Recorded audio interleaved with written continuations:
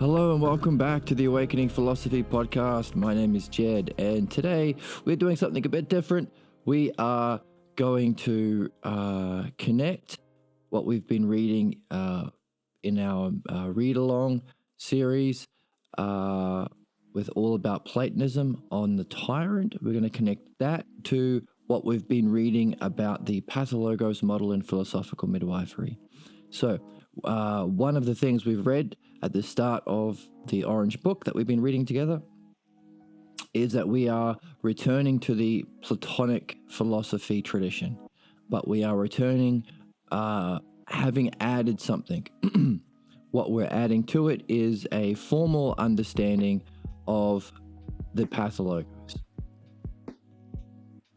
So we are discovering or rediscovering if this already existed before Plato, but Plato didn't have this specific term, pathologos, then we are returning to what was before Plato, so what we might call the perennial or parent philosophy.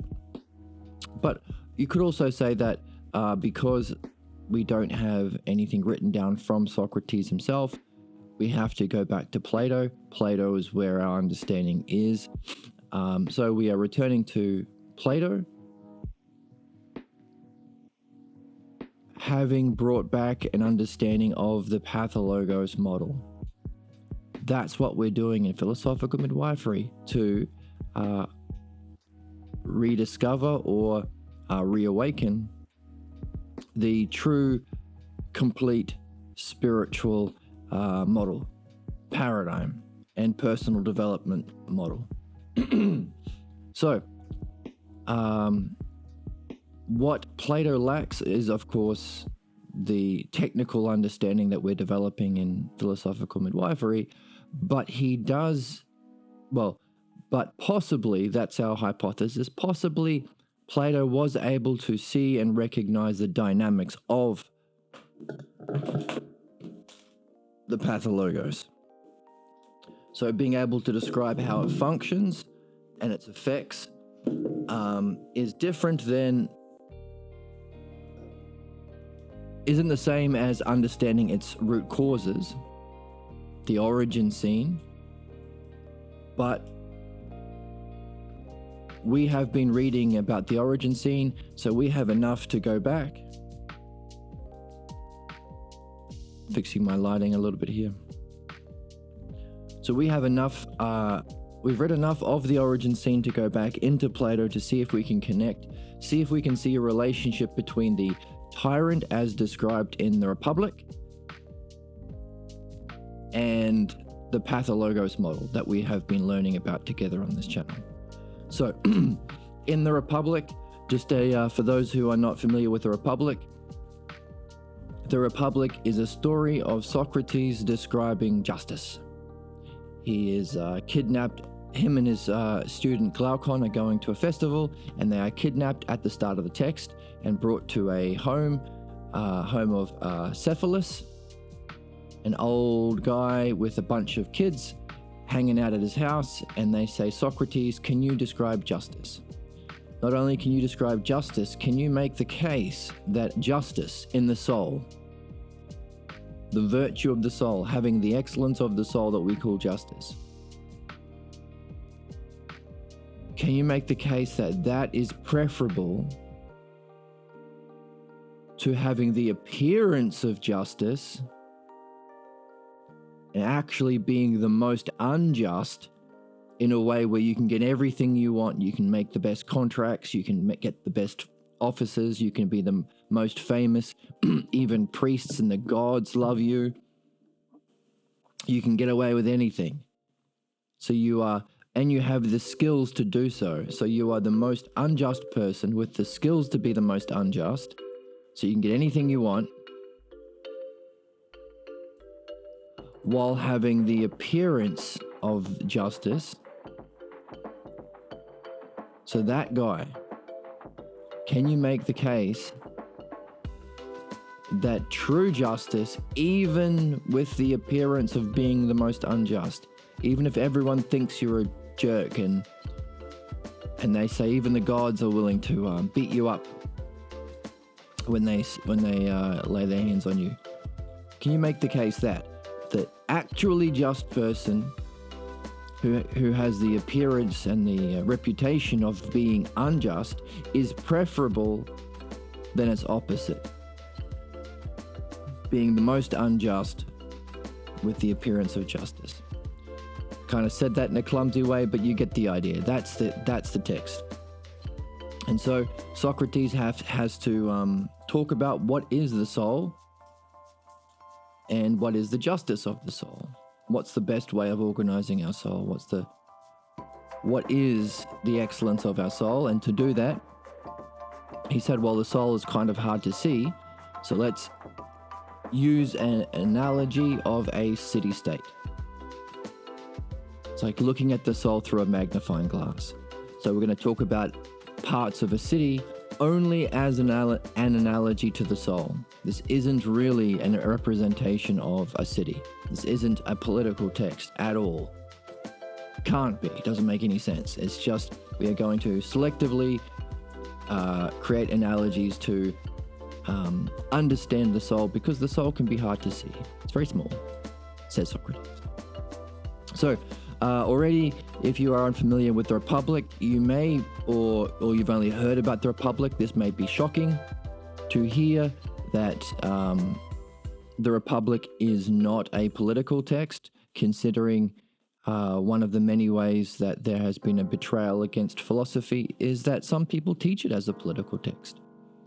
In order to teach it as a political text, you have to make sure people don't read it.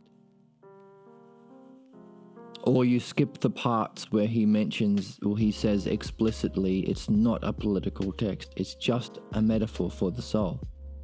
Says it a few times. So, interesting little tidbit of information about our culture, that we have been teaching the opposite of what Socrates says as Socrates teaching. And that's never happened before in history. The authorities have never given a misrepresentation of what the text says before in anything else. That's, of course, a joke. That happens all the time, all over the place. So,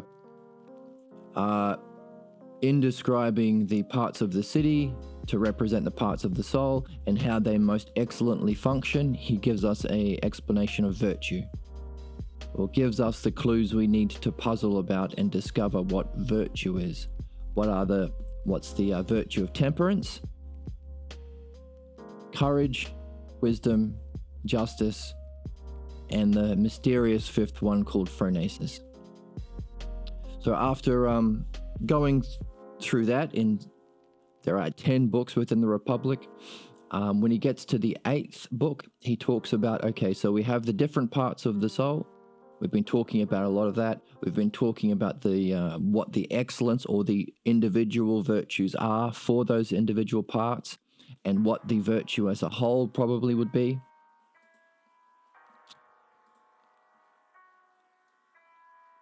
Now let's talk about the kinds of people that can result from this. What are the sorts of people that we can find, and can we make a list?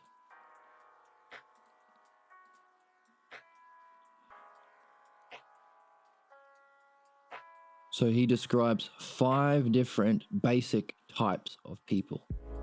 And because we are using the city as an analogy, he gives them a name based on kinds of government. There are 5. The best one is the philosopher king, or because there doesn't just have to be one philosopher king in the world, maybe we could also talk about it as the rule by the most... the rule by the people who should be at rule. The rule by the most skilled. The aristocratic government.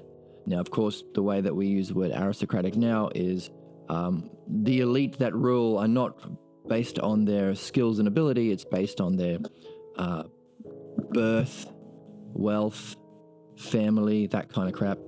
But the way we're using it in the Republic is the rule by the best. The best part of the soul ruling you as a soul. So it's the sort of person who is ruled by the best part of themselves, the best virtue. That's the aristocratic. It's number 5. Let's put it on the board so we can see it.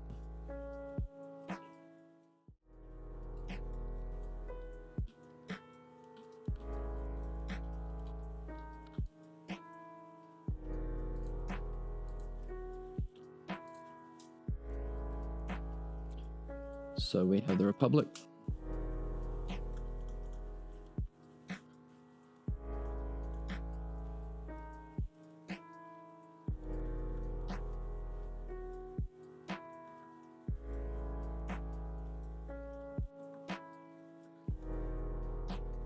We have the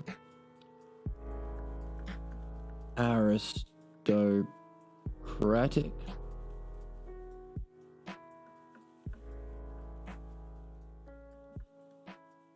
The next one is the timocratic. Timos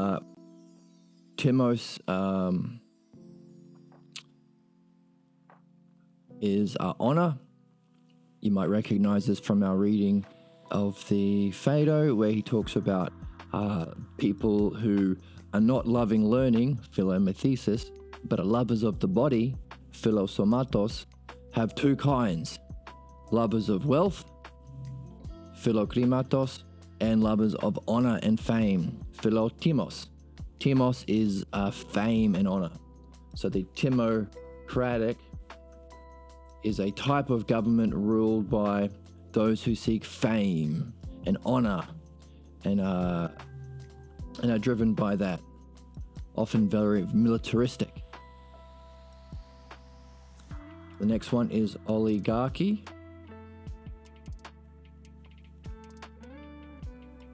Oligarchic, which is people who are ruled by love of money.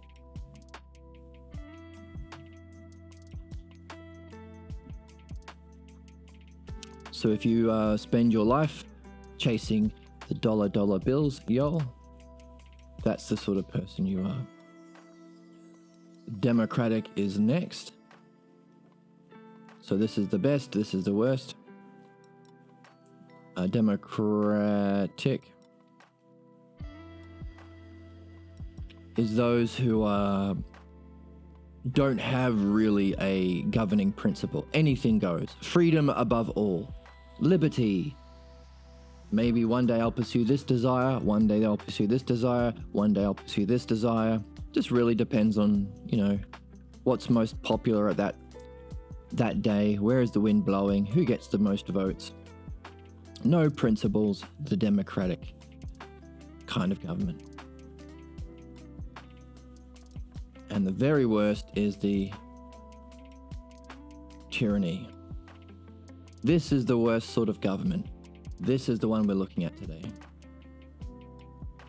So we want to see if the worst kinds of government, referring to the worst kind of the soul, see if there's any relationship to what we have been reading in the worst kind of functioning that we can do, which is be a Pathologos model and pass on our Pathologos, or treat ourselves through the model of the Pathologos.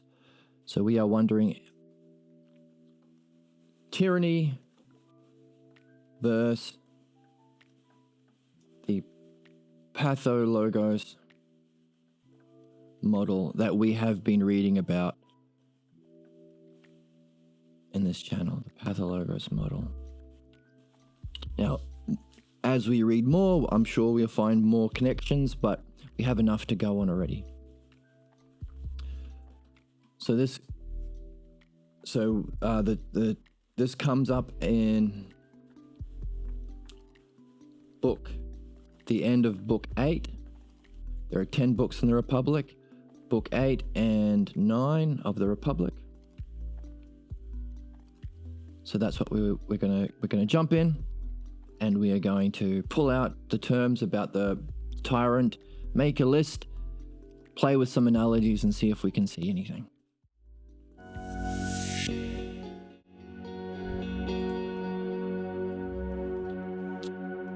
So this is of course, the Balboa translation, as we've been talking about the significance of the Balboa translation.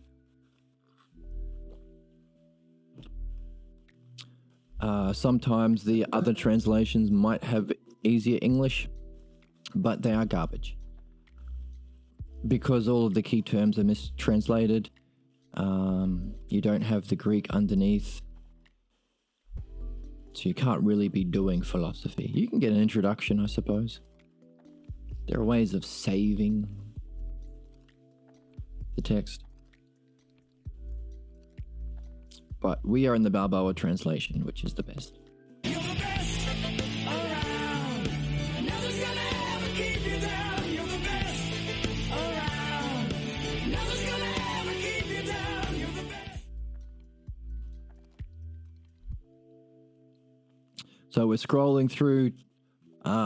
So book 8 talks about the fall. What happens if you are a philosopher king? You have the best kind of soul. You have an aristocratic soul. How do you fall? What causes us to fall? So that's what we are going through in book 8. And we'll probably read this together on the channel at some stage. But he falls from the aristocratic into a timocratic kind of person, and then he falls again into a oligarchic, and then again into a democratic, and then finally into a timocratic soul. And we want to find out what is said about falls again into a tyrannical soul. We want to find that tyrannical soul. Is democracy, Tyrant.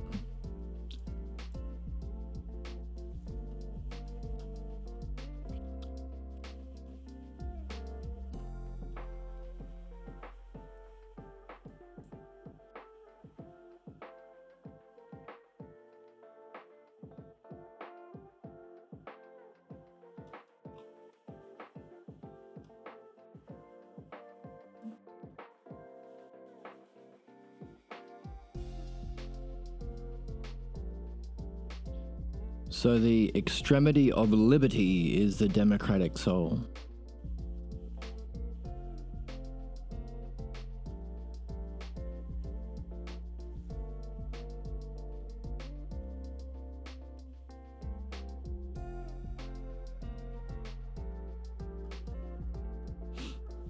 It might actually be worth getting an outline of the democracy as well.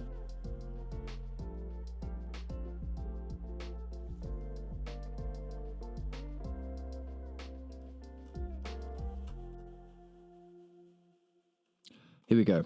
So we are at 559D, section 13 of book 8.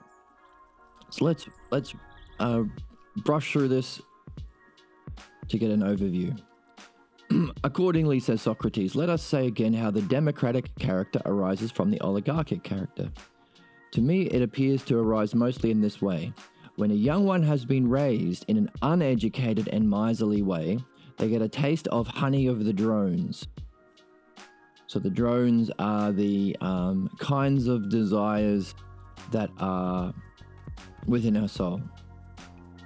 Now the drones there are various kinds of there are several different kinds of drones.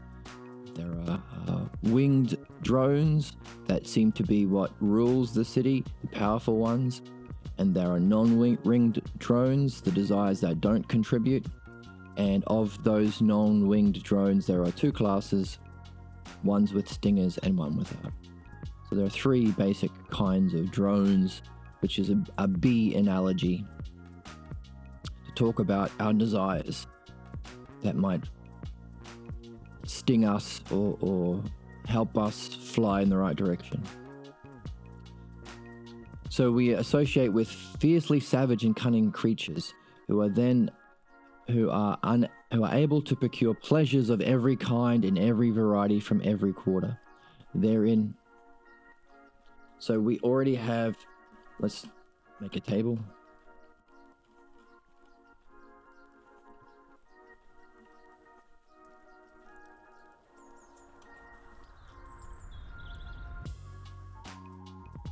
democracy,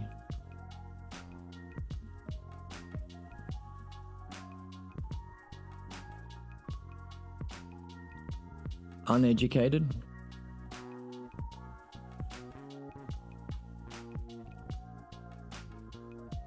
every kind of pleasure,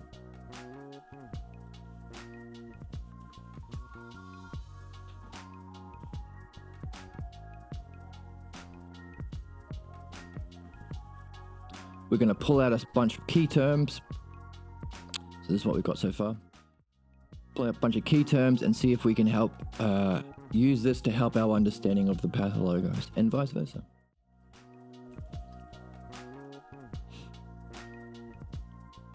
So this is the beginning of the transformation from the oligarchic within himself to self-democracy. Self-democracy. It's about the self.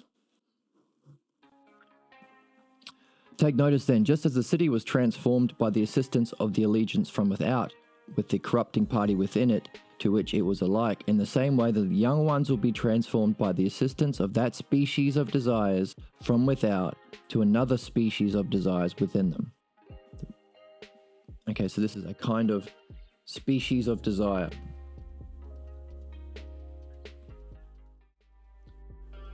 So we are looking for what this is an analogy to.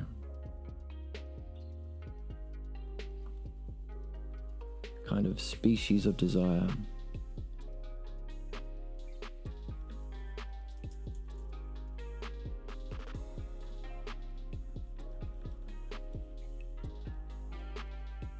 So we are wondering, desire for what? What do we desire within our soul? Is it just pleasures or are there other things?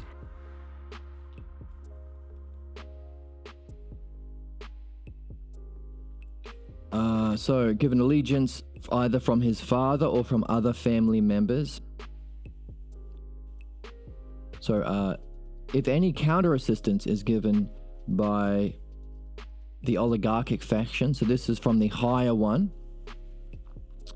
by his father or other family members. So in the Republic, the parents don't actually represent our real parents because it's a metaphor. Our parents and family members are presented in the ideal. Those things that can teach you about the laws. And the laws represent the logos. So that's an important distinction to make. You should write that on the board. In the city, we already have the laws within the city are to the logos within our soul. And the parents within the city are that which teach the logos. So you might call them the principles.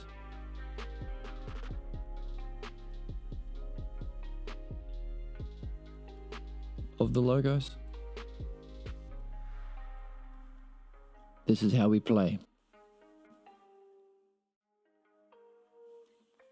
So if you're not getting any assistance from these principles or these family members,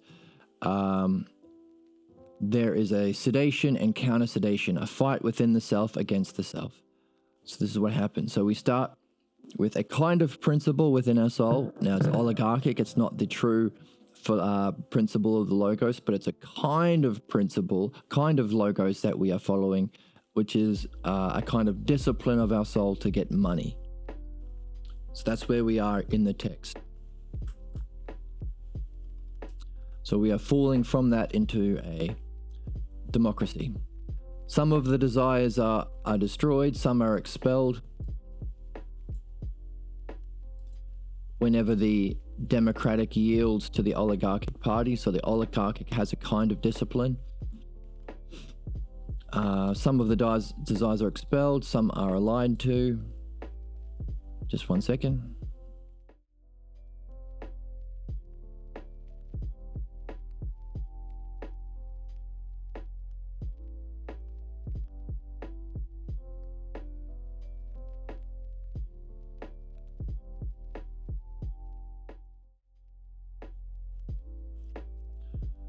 So let's not read the whole thing, so it'll take us a bit of time, but let's just pull out the key terms.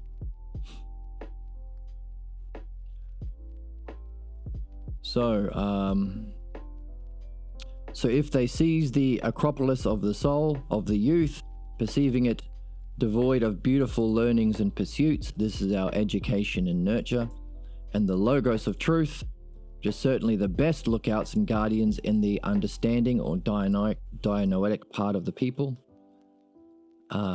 This is taking over the soul. So the Acropolis of the soul is the dianoetic part.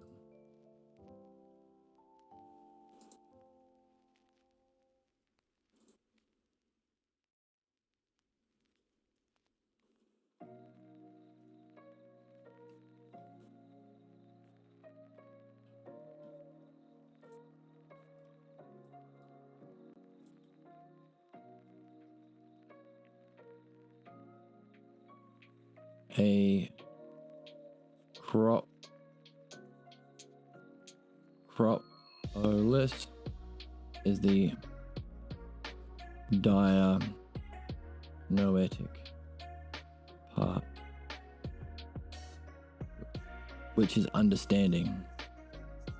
So this is the ruling, whatever rules the soul is whatever rules our understanding. How do we understand things?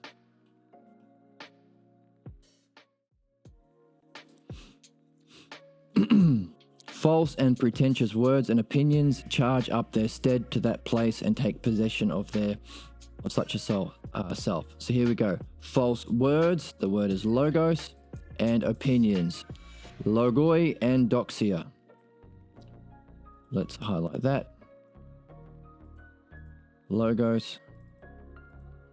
So here we have a fall through false and pretentious.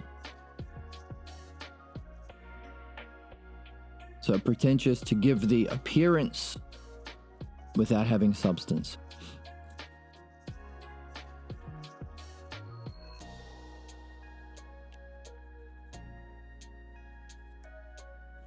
False.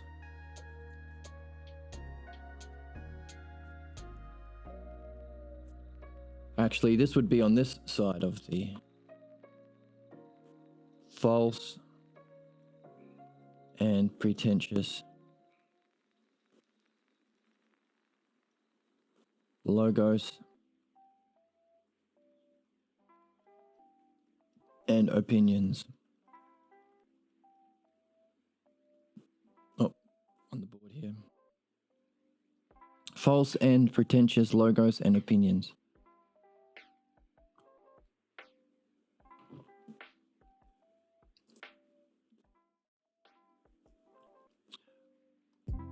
Cause us to fall. So already we can see a connection between the pathologos. Okay, so we have our family that might give us some assistance.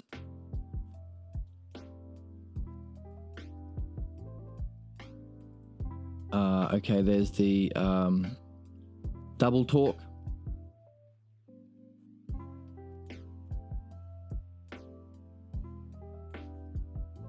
So what they call sound-mindedness is actually a lack of bravery.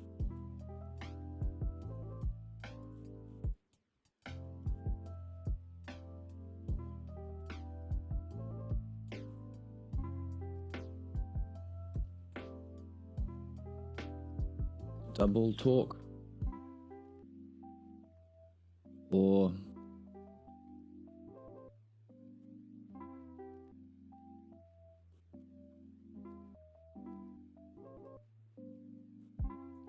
so we have lack of courage equals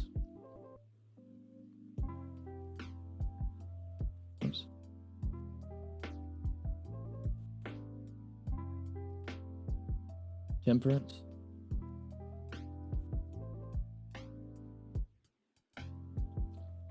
That's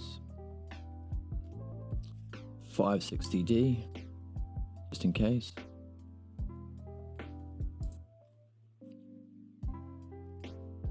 560C over here.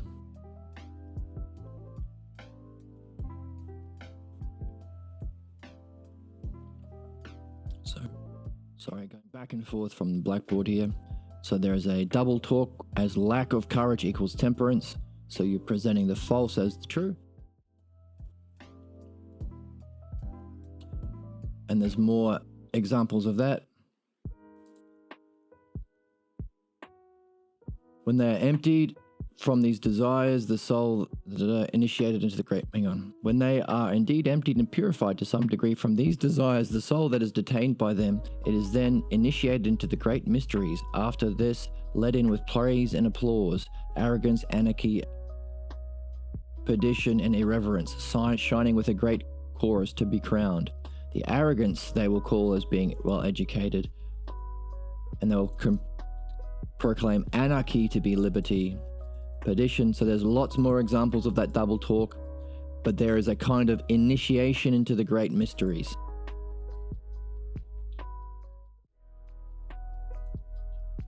(560C).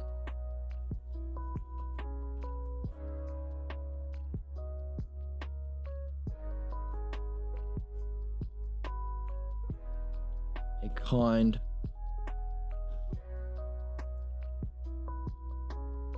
of initiation. So what we could do actually is put everything on this side here.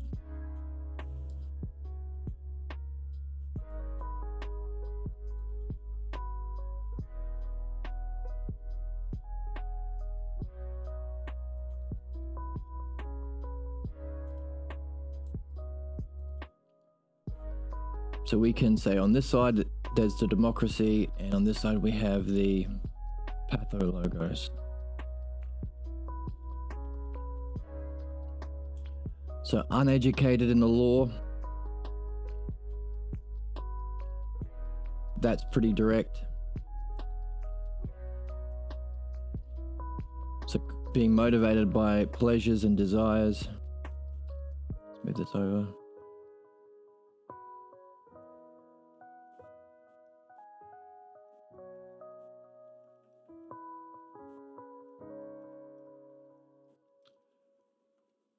Double talk. So there's the we've read about the lying to the children, and if you are motivated by your pathologos within you as a person, as an adult, you might try and call bad things good and good things bad, so long as they defend your beliefs and your pathologos, your words and your opinions.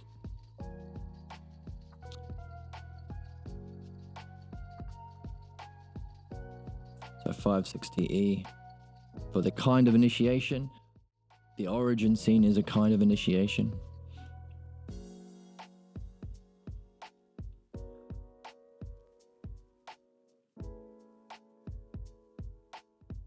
So skipping through, we're going to read this together as a whole letter.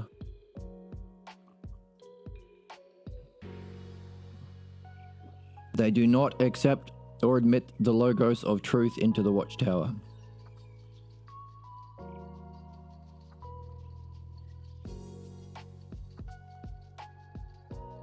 Do not admit the logos of truth into the watchtower.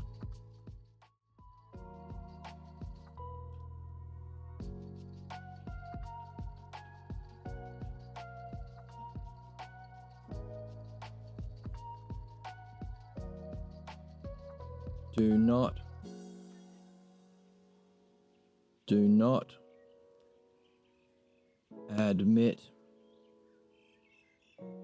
logos into watchtower,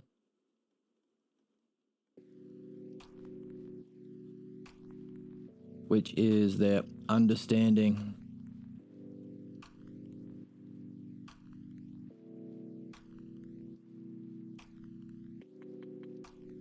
So, very similar to the Pathologos. You try and block the logos from entering into the dialogue, the conversation, and your thinking.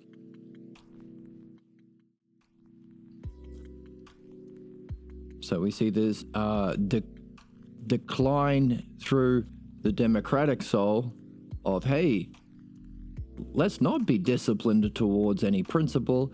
Let's just have complete anarchy and pursue any desire we want, any belief we want, what we might call it's all relative. Hey, there's no truth. Whatever you want to be true is true, right? Everyone just take a vote, that kind of thing. But this is something that can block the logos. So we see the democratic fall being the blocking of the logos. You are already you are trying to undermine the integrity of words.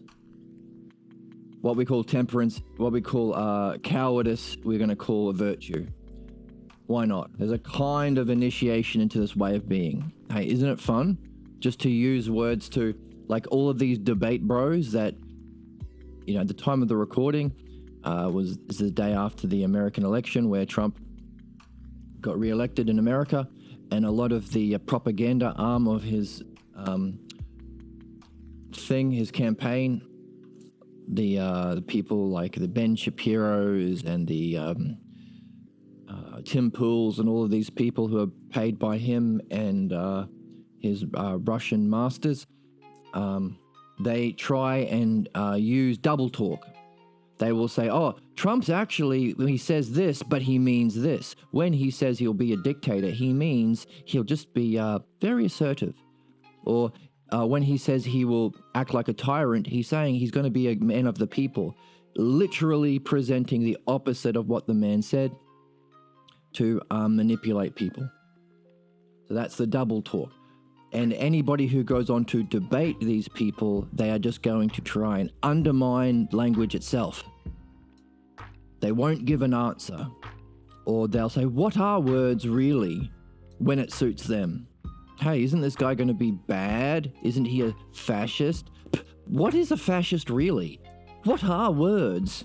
Words don't really have meanings, right? When it suits them, but when they are wanting their paycheck from selling their soul, then words have meaning. But you actually promised to pay me. Words have meaning when it suits me. There's double talk used to justify their own false words and false opinions, which is pretentious. They're putting on the image of knowing. But we're not allowing the logos into understanding. How do we actually develop? What are the actual principles? How do we actually reach truth? We follow the logos. It's fundamental.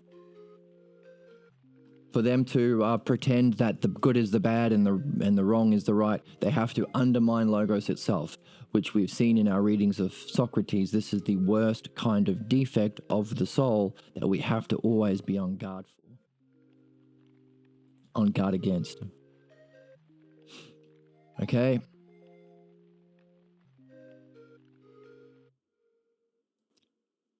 So they spend their life just gratifying themselves, any incidental desire.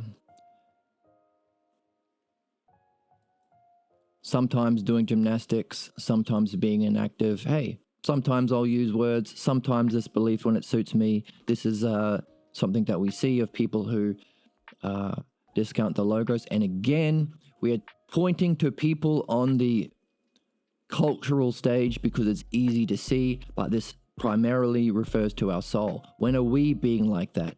When are we saying, I think I'm going to go to the gym every day, but then later on in that day, nah, you know what's more important than going to the gym? Freedom. The freedom to do anything. What's the point of living if I can't have freedom? That kind of thing. Or most importantly, when you talked about yourself and to yourself. I am garbage. Hang on a second. Are you really garbage? Are you using a false opinion about yourself to put yourself down by being very loose with your words? Is that a false opinion? if you were to really use the logos to reflect on yourself, what would you discover about the self? It's the most profound. So, so they act as if they're doing philosophy, but they actually act more like a politician when they jump up and say whatever comes into their head.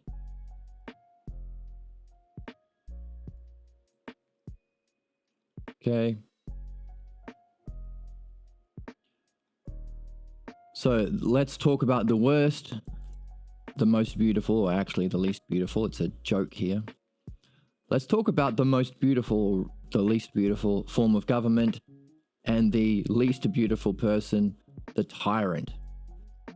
So we see a kind of attack against the logos to pursue your whatever desires instead of desiring what we've been learning about here, desiring virtue, desiring the logos within your soul, doing your job, reaching your destiny, sacrificing your fate to reach your destiny. So we sacrifice that by saying, hey, there is no real truth. There's no, how can there be a purpose? Right? Very atheist kind of a way of speaking. Now, I don't mean that atheists who use reason to show that the established religions are irrational and immature. That's a good use of atheism. But don't get stuck there. Don't spend your life fighting against the ignorant. Once you realize that whatever false beliefs you grew up with are false, then pursue the truth.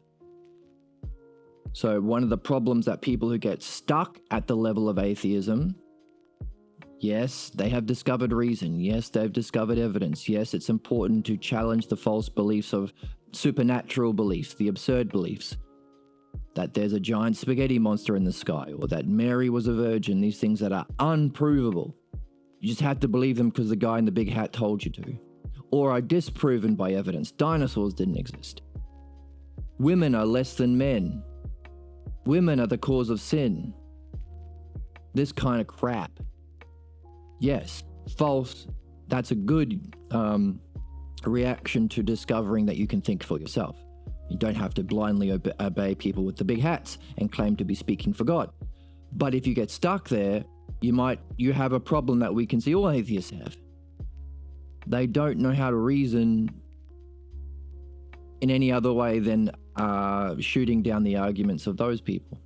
In other words, they have a problem talking about principles that are absolutely true, because absolutely true principles that they are really wanting to have because they want to say, hey, look, reason's important, guys. Harming people is bad, guys. Manipulating the most vulnerable is bad. Caring for people is good. They intuitively feel this, but they struggle to establish this as a principle because they don't discover the logos, discover that there are principles. So they're kind of, yeah, it's kind of my opinion, but surely there should be something to show that this is not just an opinion, it's actually understanding. I can use understanding to show that those false opinions are wrong, but can I actually establish the true principles of the logos? I can't. So they'll say something like, you can't have nous, you can't know anything for certain. There is no such realm as being. Nobody's experienced what it's like to be out of the body and come back to talk about it. Of course they have. That's philosophy. That's what you are supposed to do. That's the Phaedo. No, that's all of what we're doing.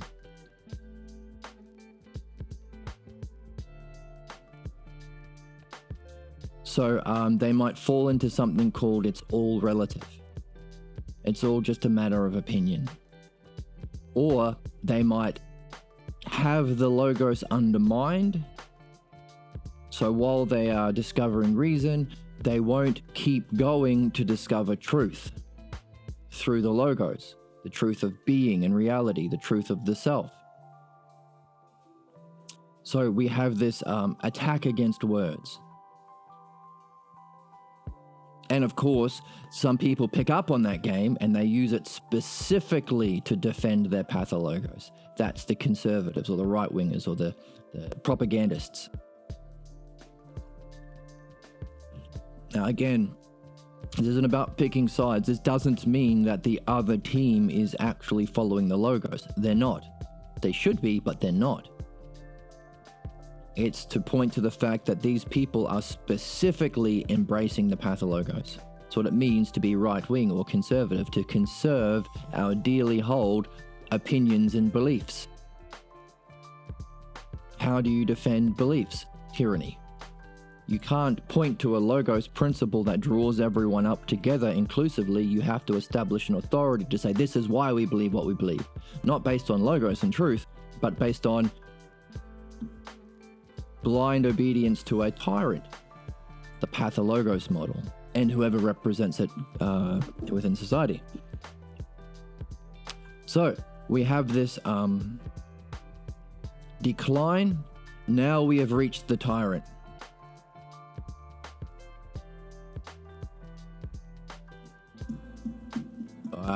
Okay, I'm gonna have to use my buttons here. Now we've reached the tyrant. So we've got this uneducated in philosophy,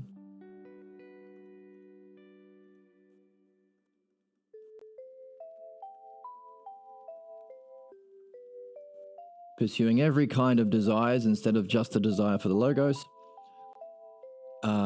false and pretentious words and opinions, false beliefs, using double talk, kind of initiation into a way of being, and you don't admit the logos.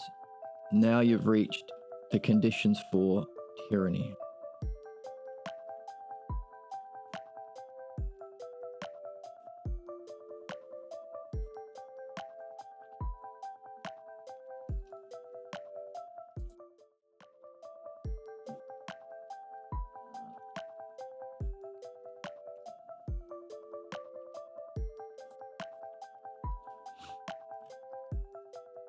So how does tyranny rise? It rises out of this condition of believing there is no fundamental principle.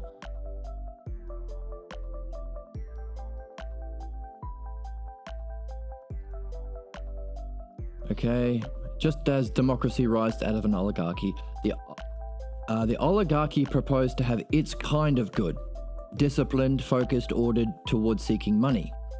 And had reasons for doing it. It's a certain way of thinking that is justifiable. If you're only in the physical world, you have to defend yourself physically. So get as much money so you can buy the nice house and defend yourself in court. Because, hey, having money, you need money to defend yourself in court. Our legal system isn't fair.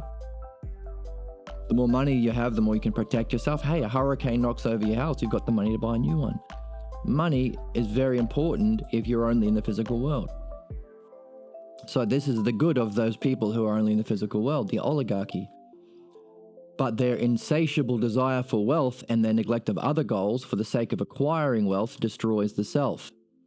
So don't get stuck in the physical world. You'll destroy yourself. This insatiability for that which democracy also defines as good destroys it. Adeimantus, who Socrates is talking to, says, "What is it that you say that self defines as the good? Liberty. So the good for the oligarchy is wealth, the good for the democracy is liberty or anarchy, complete freedom. For this one hears is somehow the most beautiful in the democratic city. It is for the sake of this that anyone who is naturally free will solely choose to live in it. The word liberty is often spoken. Freedom, kind of freedom, liberty. Take notice then, just as I was now saying, that such an insatiable desire and neglect of other goals will transform this government and prepare it to stand in need of tyranny. Why? How? Those who are in a city under democracy are thirsting for liberty. It happens to have bad cupbearers appointing to it. So cupbearers is this idea that everyone gets a turn in a party. Everyone has a turn of playing as being the host, holding the cup, handing it around. And it becomes intoxicated with an unmixed drink of liberty. So a good bartender or person in charge of handing out the drinks puts a mix of alcohol and psychedelics They don't just drink alcohol on its own. That would be insane. If you've ever seen people who are only drinking, you might know it's just terrible. But if you just see people who are just on psychedelics, maybe that's not great either. A kind of mix of a little bit of each is the most fun and social. That's the principle that they used back in the day. So a terribly unmixed drink of liberty. They're not mixing the alcohol with the flower, as they say, beyond what is necessary, and it punishes the ruler if they do not behave entirely tame and afford it abundant liberty. If it speaks up against your false beliefs, so punish.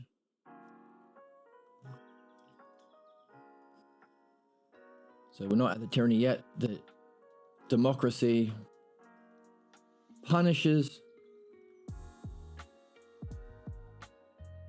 rulers who are not entirely tame.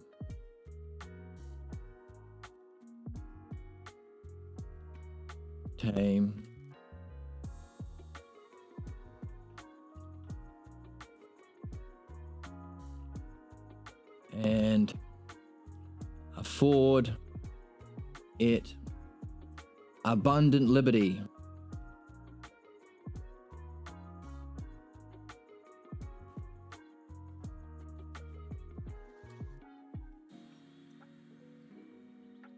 So what happens?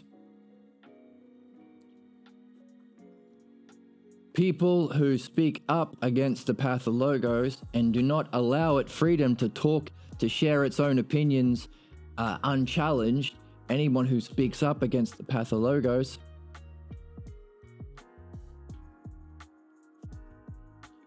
anyone, this is in the Midwifery, anyone challenging the false beliefs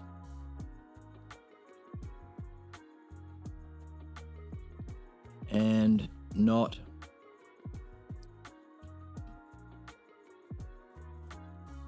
tame and allowing any opinion, any belief and word and desires. Right? Shouldn't I get to have my Pathologos? Isn't everyone entitled to their own opinion? So we see this in the Pathologos. You challenge the family way of being, you challenge the group dynamic, and you're not being tame enough. You're not being tame or lame enough. We want you to be lame. We don't want you to use the logos to challenge our way of being.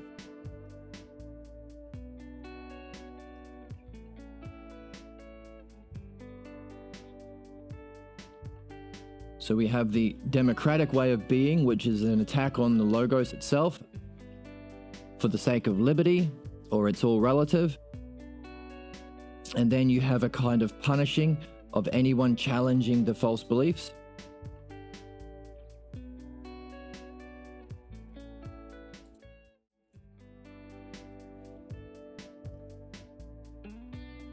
And you accuse them of being corrupt.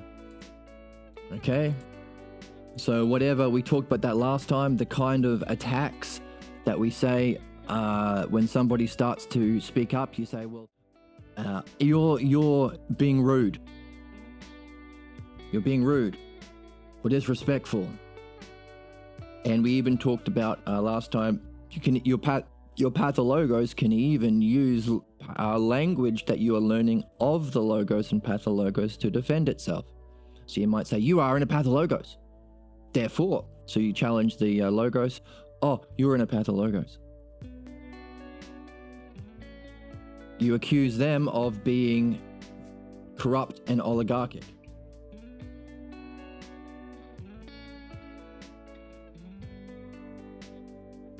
So these people who are challenging you accuse them being corrupt. You are the ones who are corrupt. You challenging me, you are corrupt. How dare you suggest that I'm not allowed to have my terrible beliefs and opinions? Or oligarchic.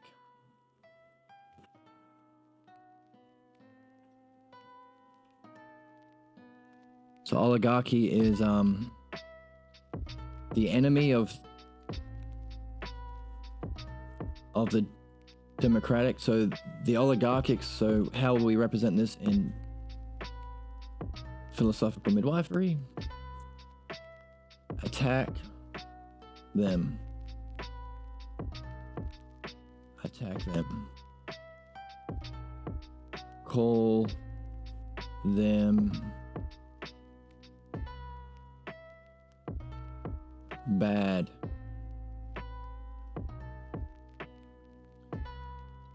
So that's ad hominem. Call them bad, which we can call ad hominem. So these ad hominem attacks we talked about last time. You are a nasty person. I don't like your tone. Hominem. You are evil. You are all the sorts of words that we use to vilify people. You are vermin. You are an ape. You are all these things that are being thrown at the Palestinians right now, and were thrown at black people in the before in the times of slavery to vilify them, to justify them. Thrown at the Jews to justify the Nazis' genocide. Call them bad, and also attack their intentions. You are an oligarchy. You are just saying that because you actually want to seek your own personal desires to get money, to scam me or whatever, intentions. Which is a kind of intentions. Which is a kind of attack against your intentions. Yeah, it's an what's the word? It's a logical fallacy. There's a name for it.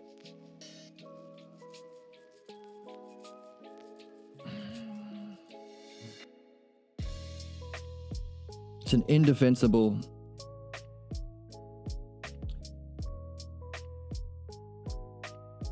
Logical fallacies part 4. Indefensible evidence when a personal sin is to be seriously considered. I saw this word on my social media this morning. A thought-terminating cliche. So an indefensible argument. Or invincible ignorance. So just by attacking your intentions, you say, well, you're only saying this because you actually want this or that. You're actually an oligarchic person. You're just attacking my beliefs to defend your beliefs. Even if you are actually doing something the opposite of beliefs, logos, and understanding. How do you defend that? No, that's not my intentions. But that's part of your trick. It's calling someone a vampire. You're a vampire. I'm not a vampire. That's exactly what a vampire would say. An undisprovable argument. A nonsense argument. Okay, it abuses those who are obedient to the bad rulers. So if you are obedient to the logos, it abuses them as being willing slaves and nobodies. Praises and honors those rulers publicly and privately who resemble the subjects. Okay. So it calls you a slave if you follow the logos. While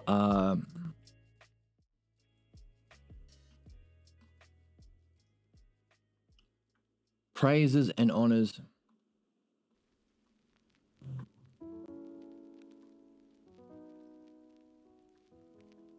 calls a slave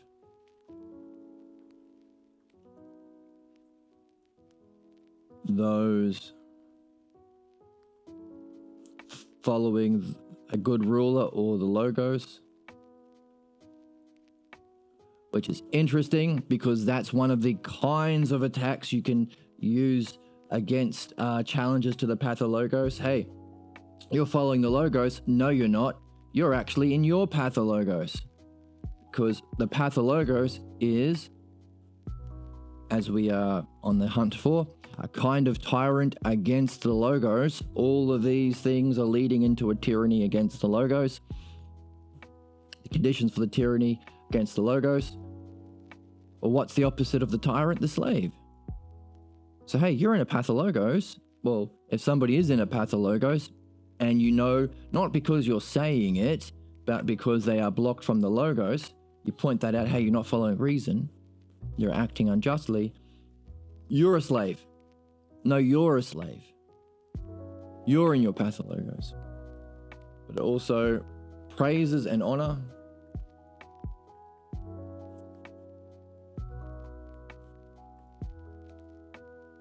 for people who resemble the subjects.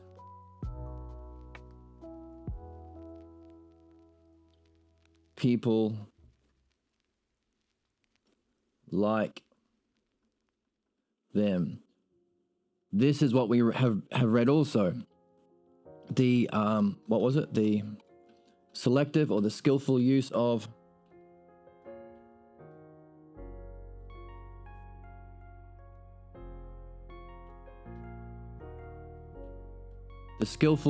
praise, benefits, love, intimidations, exile, coercion, acceptance, rejection, rewards, and punishment to create the states of mind of the milieu within which the drama can play out, allowing for the Pathologos belief. So, exactly what we've been reading.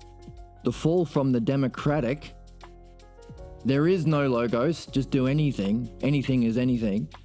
Everything is just relative to you, the whims that you have. The fall from that into tyranny is to say, hey, by the way, anyone who challenges me is bad.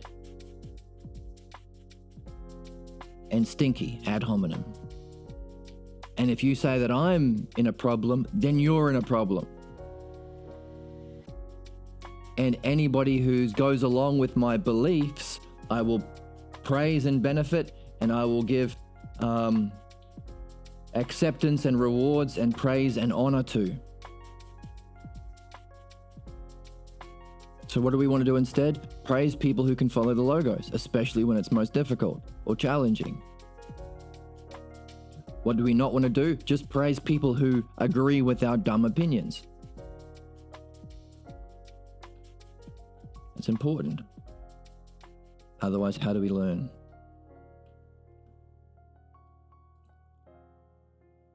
So this is 562D.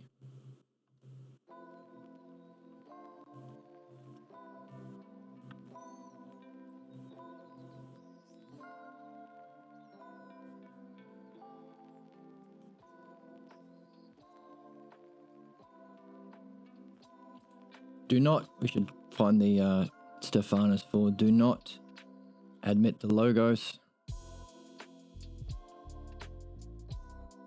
into the Watchtower, 561B.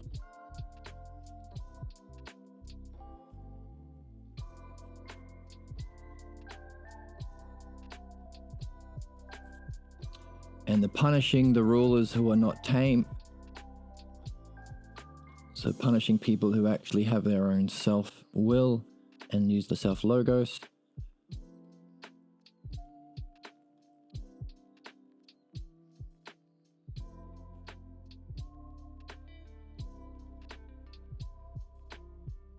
$562D.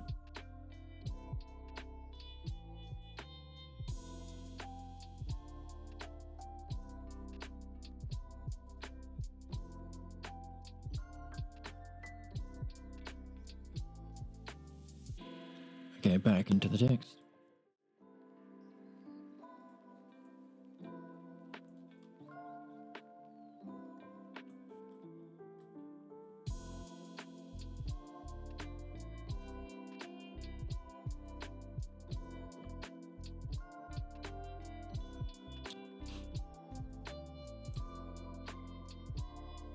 So this inbred anarchy insinuates itself into individual homes and indeed among the animals.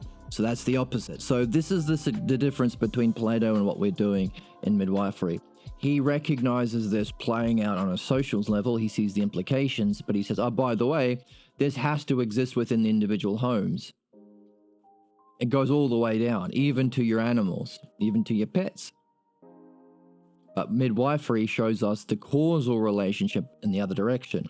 So Plato is able to see the effects, how it plays out within the city and the soul, but he doesn't understand. Well, he actually, I don't know if whether he understands it or not, he didn't write about the specific origin scene. He misses the origin scene. That's what we've been learning about so far. In chapter 2, in our philosophical midwifery reading, we have been learning about the conditions for our pathologos, or the origin scene. Okay.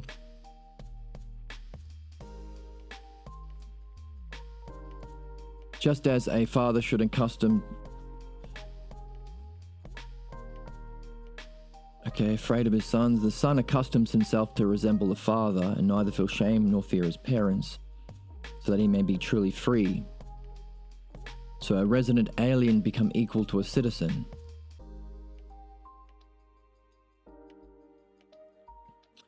So our resemblance of a father. So the resemblance of the principles, but it's an alien and a citizen.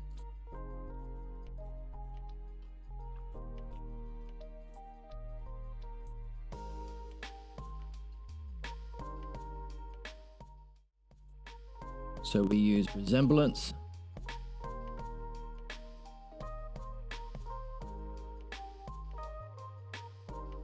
Resemblance.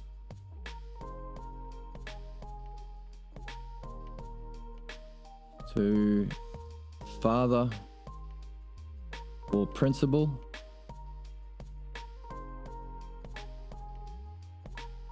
Or, yep. But it's an alien to logos, but alien to logos is made equal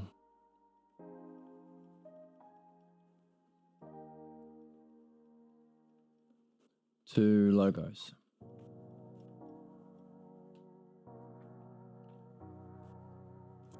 $563. So you're insisting that your beliefs are actually principled and your pathologos beliefs are actually like the citizens of the good state, the citizens representing those that are following the logos.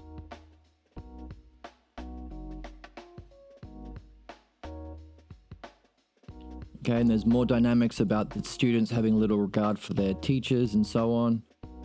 Let's keep going.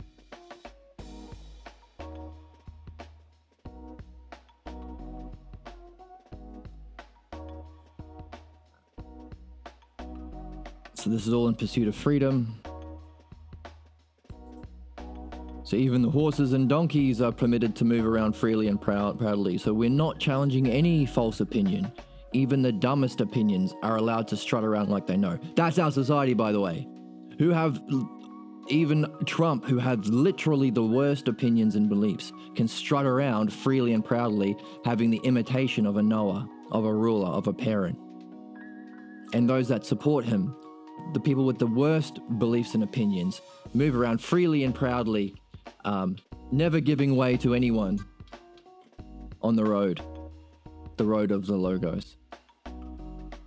Because that's what it means to be free, right? Everyone can pretend to be a knower. There's no harm in all of these propaganda networks pretending to know things they don't and passing off their false pathologos beliefs as if it's a principle. Right? Wrong. This is the descent into tyranny.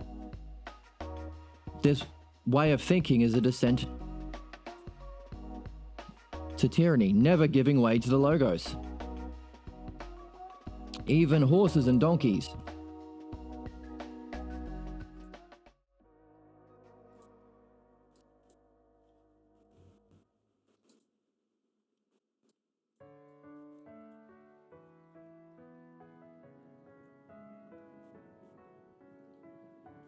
even horses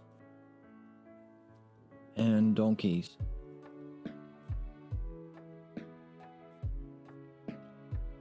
Move freely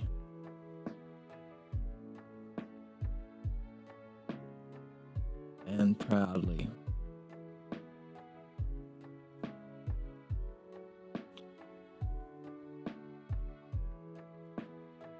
Charging up to anyone.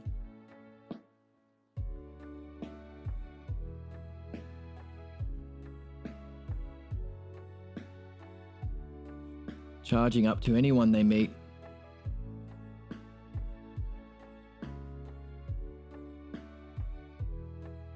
Attack anyone, even the most wise or the most logos. And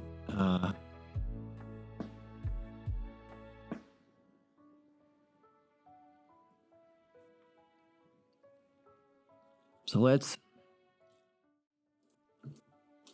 okay, so lots and lots and lots of details in here that help us understand the dynamics of the Pathologos using the language of Plato from the Republic. But let's keep going until we hit the tyranny. So tyranny, how does the tyrant function? Tyranny is established out of a democracy. This is going to be a quick overview.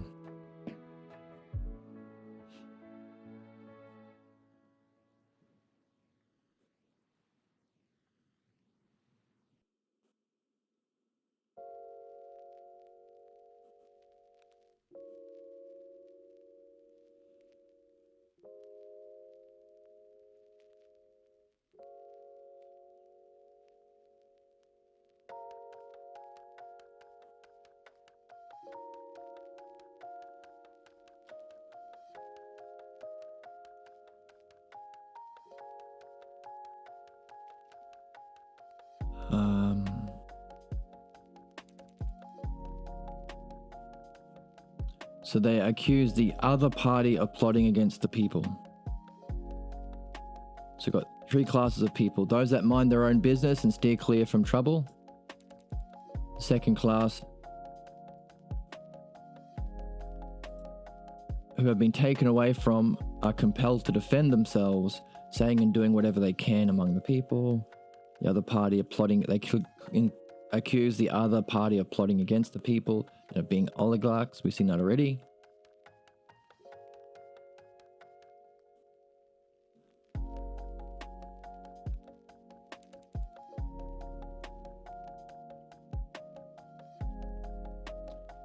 So there is attacks. So here we are. So this is, they attack people who are opposed to their own beliefs in these courts. But they also need a tyrant to protect themselves from the other accusation. So the Pathologos attacks the Logos, or tries to kick out, attacks people who are against their Pathologos. But they have to find something to protect themselves. Well, how do you defend yourself? It can't be through the Logos because it's the Pathologos. So you have to call in a tyrant, a certain way of being, states of mind to defend the Pathologos. The protector is turned a protector into the tyrant. The protector is a Lachian, which is like a werewolf, transforms. Whoever tastes human entrails transforms into a wolf.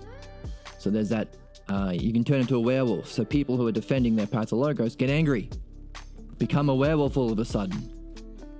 They attack anyone who challenges their Pathologos, but how do they defend their own attacks? Become a werewolf. That's the protector. Okay?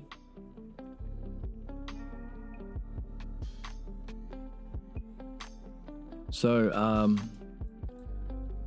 unjustly accusing people of charges, bringing them into the halls of justice. So you start attacking the person, taking away the human being So the people who are blindly or aggressively defending their own pathologos against the logos becomes less human being. They become more wolf-like. They transform.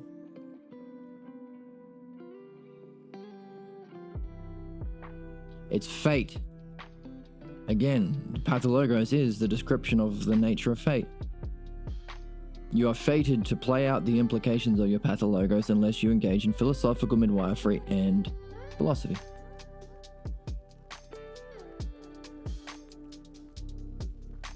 Okay? And it's those who have the most abundant resources. And the word, we can see the word ousia in here. People who have the most ousia, which is self-reflection, following the logos, and ousia is even in being. So the ones who have the most dianoia and nous, they are the ones who the tyrant has to attack the most.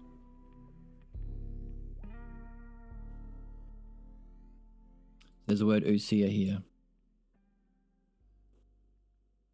So you might cast out the pathologos, but it can come back as a complete tyrant. This is important as well. So when we notice the pathologos coming in, taking over the logos, there are only a small number of things that you can do about this. You can just give up on your goals and become a slave to the pathologos, or you can do what most spiritual and personal development traditions do, is try and banish the tyrant, banish the pathologos. Push through anyway. Use will or energy or ki or jiriki or chakra or whatever it is to push through. But what happens to these people? It comes back as a more complete tyrant. Their problems come back with more energy because they were able to reach a more meaningful goal. They've climbed the ladder of the logos a little bit more. So they want to banish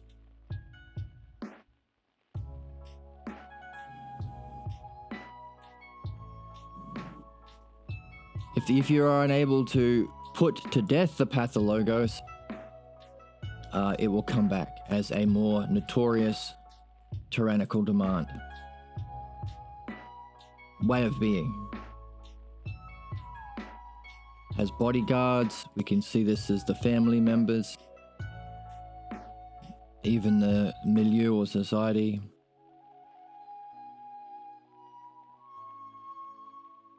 Okay. People who have principles are accused of being a hater of the people.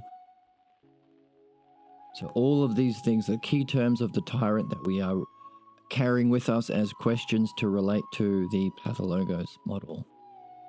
It's a protector of false beliefs.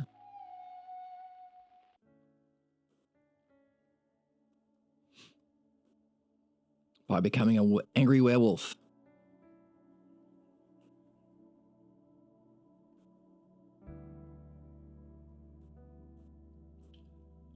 Smile and kindly greet everyone he has met. People who he said that he is no tyrant. So it's not literal, like it's not violent tyranny. Tyranny doesn't have to be violent. It can include, in 566E, smiling and kindly greeting anyone who you have met and says you're not a tyrant. You can make promises, both in public and private. You can free people from debts. Now, this is all within the soul. So this is what we talked about with one of the manipulation tactics is being mean to someone and, hey, I'm going to free you. If you don't call me a tyrant, if you are tame and don't speak up, I will free you from your debts. I will stop being a mean person to you. These are all things that we've seen as within the family clan to establish the states of mind and the emotional milieu within which the Pathologos drama can play out. Distributes land. Pretending to be gracious and gentle.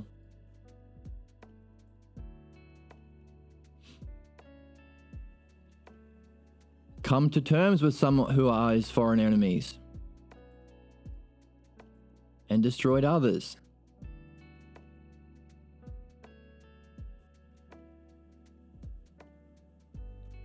But he always raises some sort of war so that the people may be in need of a leader. So, lovers of conflict, lovers of debate, getting into arguments, getting people to silence the logos through a certain tyrannical state of mind that doesn't necessarily only involve personal attacks, ad hominem attacks, double talk, false accusations, but also can involve promising things, promising to take away their debts, promising that I won't be mean to you if you go along with me, if you are a tame ruler, if you're not going to speak up.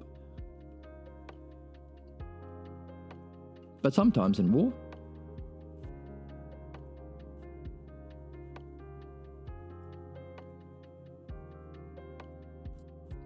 create other emotional taxes so that people are concerned to deal with their needs and are less likely to conspire against him. So yeah, start other dramas. Make life difficult for people so they're not free to pursue the logos and speak up against the tyranny. I can't do midwifery. I've got these other things to do.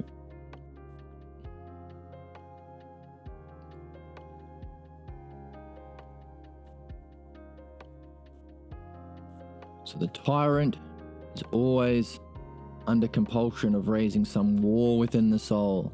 Start some conflict, so you need to be big, tough, strong guy, which is needed to defend the false beliefs against the logos.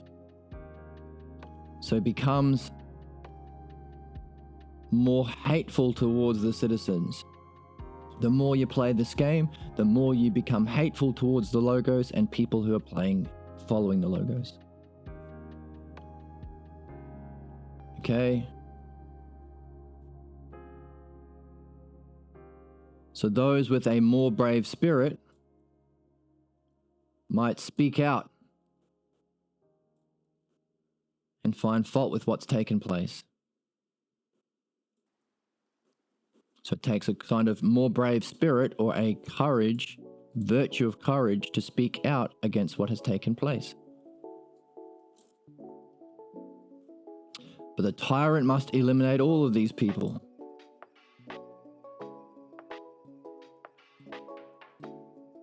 Until he leaves no one who is worth anything. So what's worth anything within the soul? The logos, and the ability to follow the logos, the virtues and courage within our soul to follow the logos. You have to destroy all that. So globally, what do tyrants do? They go after the good people. They go after the academics. They go after those with courage, who have good spirit. What happens within the family? You attack people. The more brave, the more of self you are, the more following the logos, the more you are attacked by the family and within your soul as well. And within groups.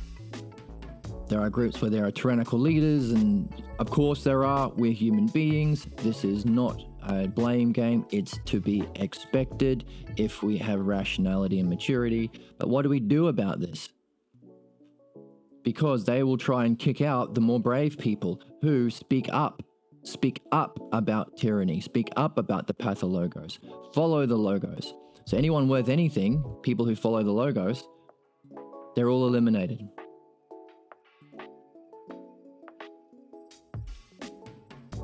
So self must carefully see who is courageous and magnificent.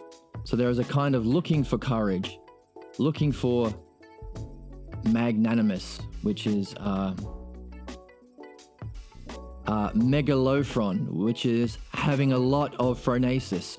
So someone who, that's the ultimate virtue, that's the mysterious fifth virtue. So someone who is megaphronesis, megalophronesis, and regular phronesis. There's ephronesis. Someone who has courage to follow the logos and has phronesis or megaphronesis, or who is like a good daemon.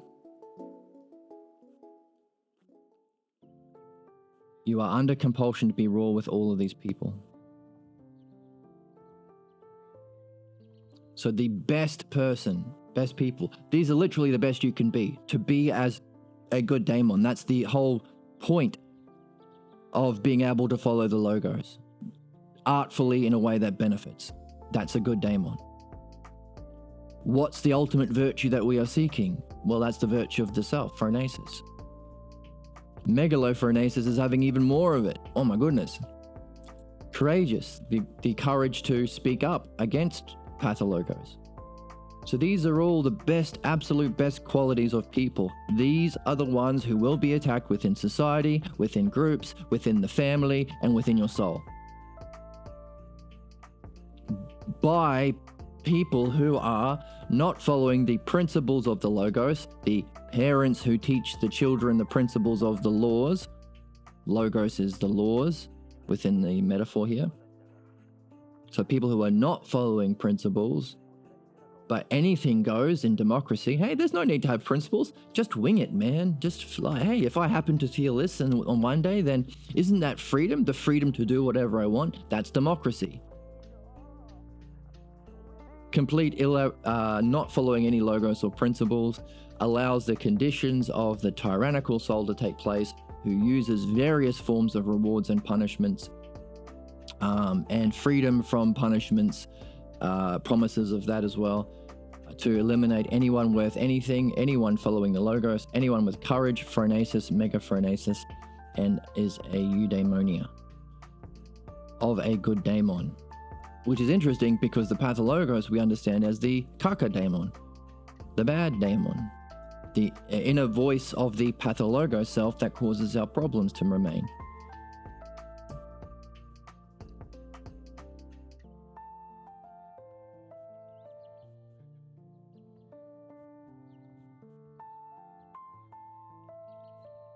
Right, and there are bodyguards.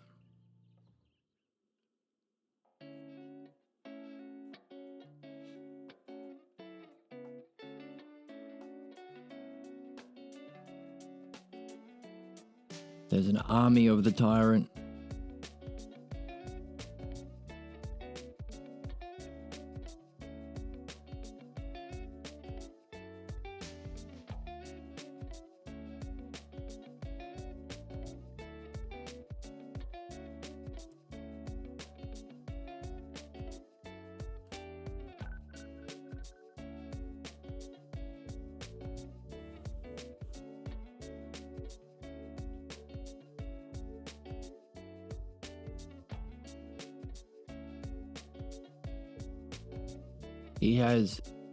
You can build alliances to support your pathologos.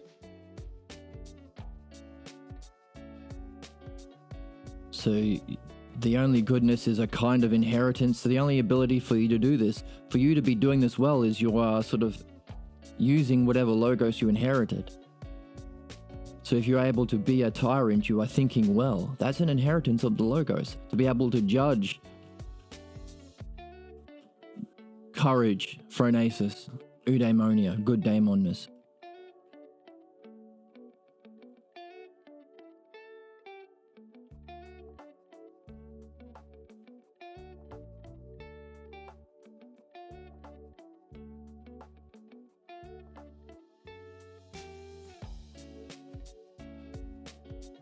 All right, so and then we go into book 9.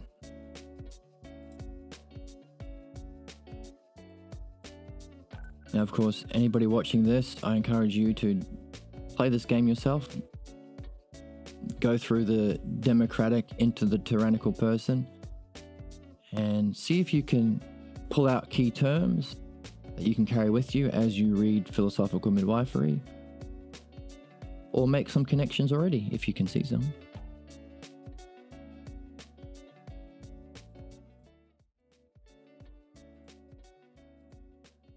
There we go, book 9.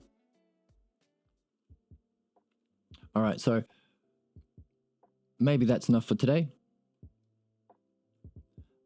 Let's do a quick breeze through, have a look if anything else jumps up at us.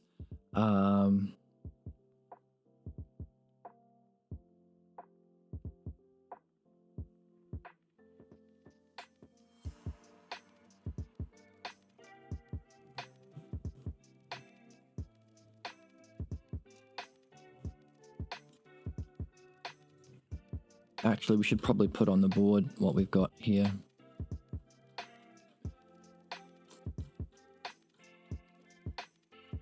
We've got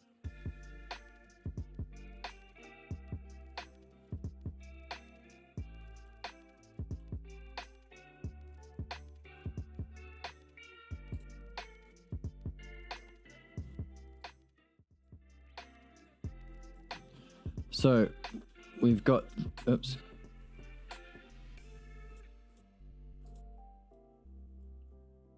Got all of these democratic conditions setting the stage for tyranny. We don't have any principles. We're not following the logos. Anything is anything, which allows us to call in the tyrant to protect our Pathologos beliefs. Let's use this color.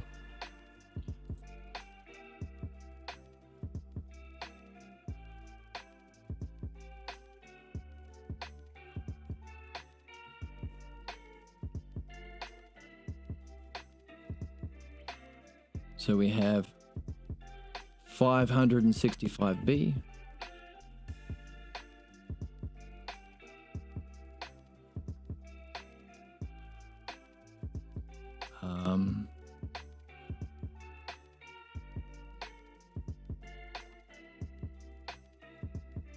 Accuse others of plotting against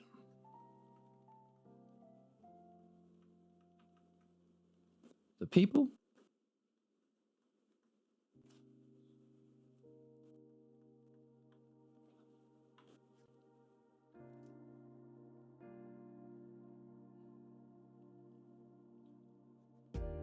(565c).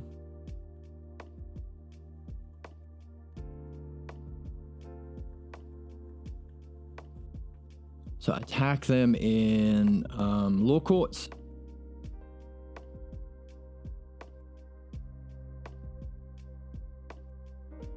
Impeachments, lawsuits. Impeachments. This is the personal attacks. Impeachments. Sentences.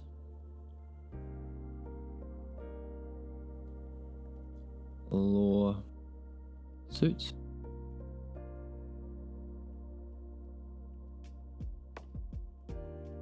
So this is what we do. We attack. Personal attacks against people to defend the Pathologos from the logos. And this is the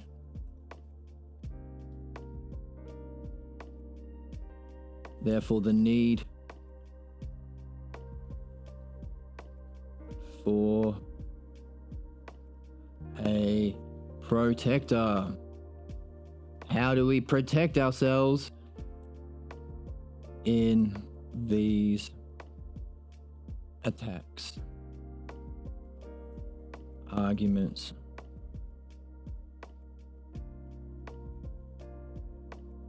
etc.? This is where the tyrant comes in. And we've also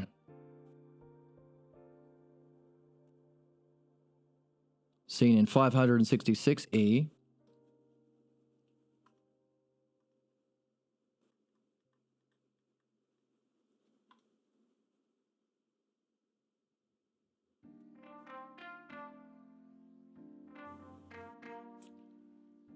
smile and kindly greets everyone.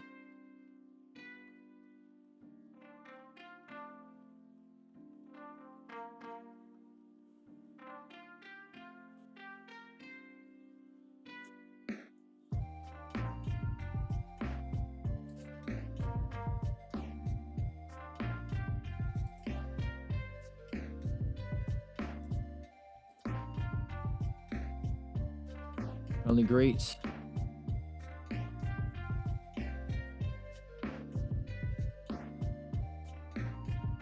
Promises many things.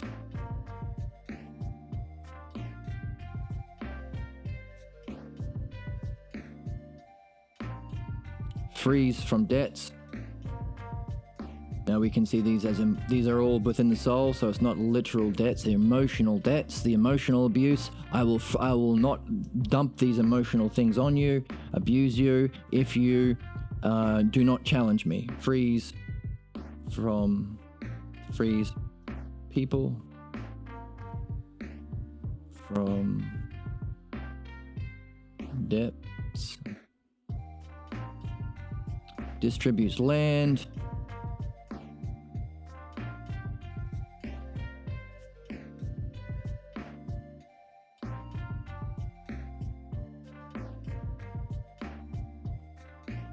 distributes land.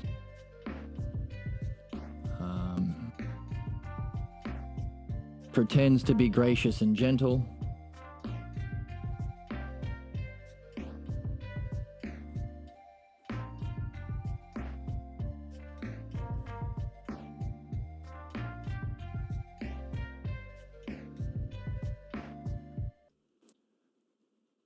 So these are all positive things, or not positive things, the selective use of rewards and punishments and praise and blame and various sorts of things to manipulate people who... So all of this is to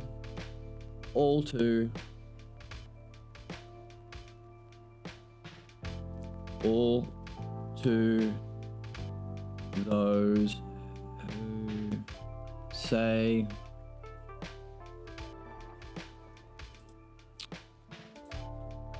that he is no tyrant.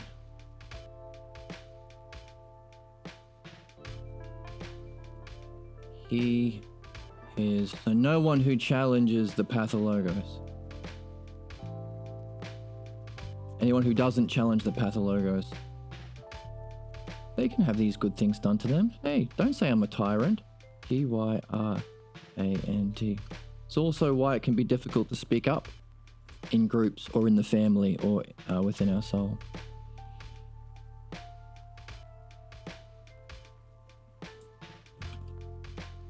We see a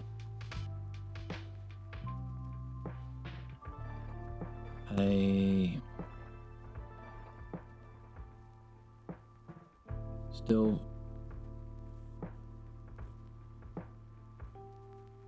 566E, a coming to terms with enemies and destroying others.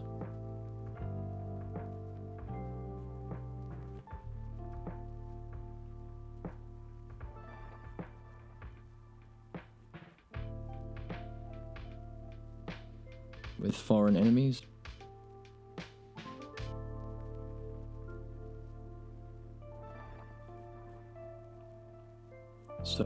So you can make allegiances with people who have similar pathologos.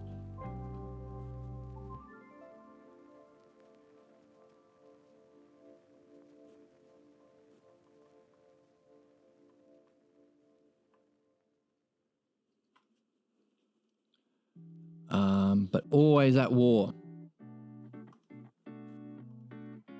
Always fighting, because you have to find a way of stopping people from following the logos. So those conservatives who are governed by the Pathologos are always trying to start some sort of cultural war on Christmas, war on drugs, always raising some war, always fighting, always arguing. Why not follow the logos?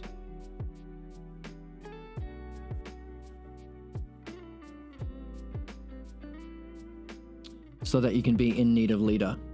So, in need. If you're always on the defense, you always have to be in need of some sort of strongman. You're angry, in need of a leader.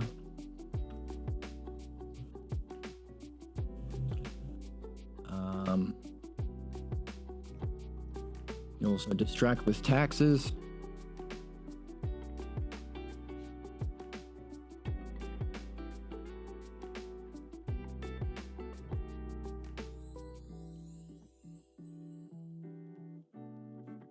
Can distract with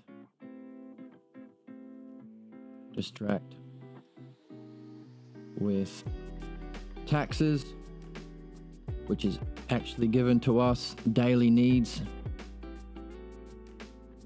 or daily needs. So less likely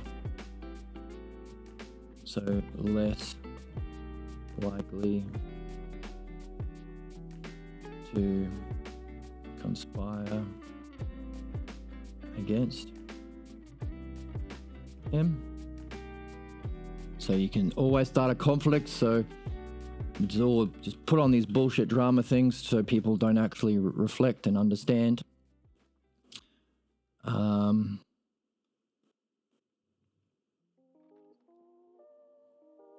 we see in 567b.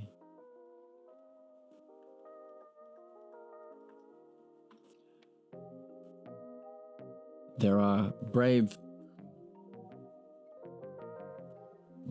people who speak out freely,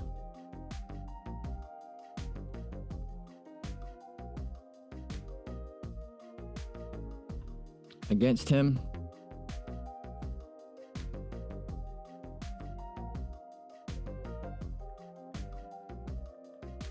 And find fault.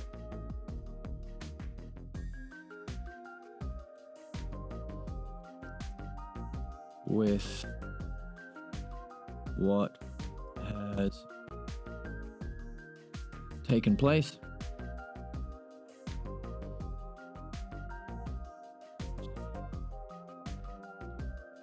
And the tyrant, therefore,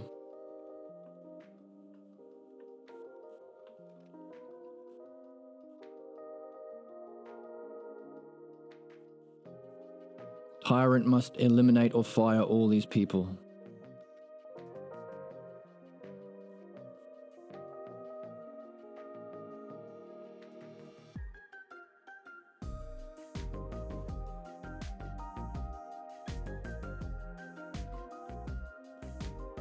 People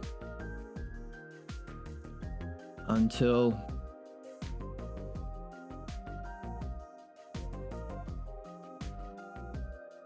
no one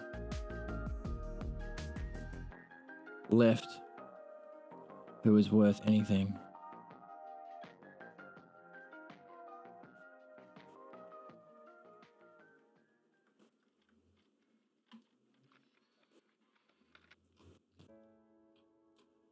And also from that, he has to see, he's on the lookout, carefully see, tyrant must carefully see what? Courage, phronesis, megaphronesis,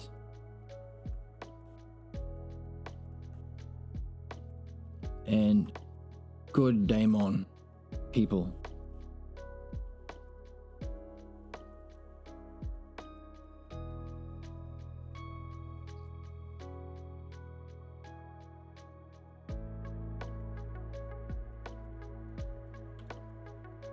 That's 567c.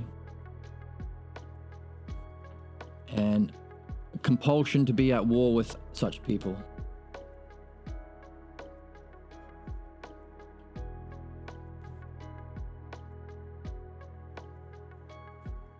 Compulsion to be at war with all people. Be at war with all such people. Okay. So we've got these notes down. We're going to take them as we read. We might continue more into book 9 to get some more terms of the tyrant. We're going to have all these with us on our board, in our mind, as questions as we jump into the philosophical midwifery chapter 2 next time to learn more about the specific origin scene and the conditions for all of human problems. Lots of fun, lots of connections being made. We've seen lots in Plato, and also we can see what we are doing. We are seeing what we are doing within a cultural and historical context. We are seeing what we are doing on this channel in a historically spiritual and learning context. We are going back to our academic tradition that we left behind, Plato. We're going back to our spiritual tradition and golden age we left behind, Plato. And we are bringing back a connection to a more specific understanding of the origin of our tyrannical soul, so we can understand the cause of our problems, free ourselves from our problems, do the education and nurture we're here to do, purify ourselves from what is false, so that we can get back on track to following our destiny, following the logos to our destiny.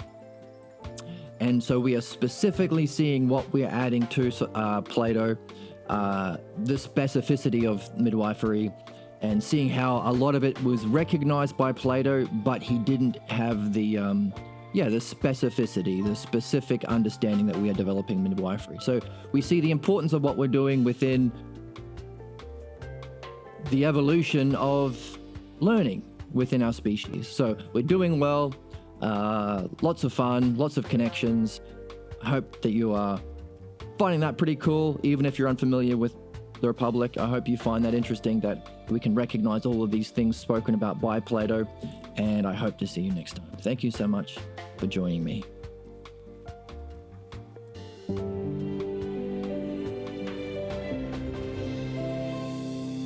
Bye.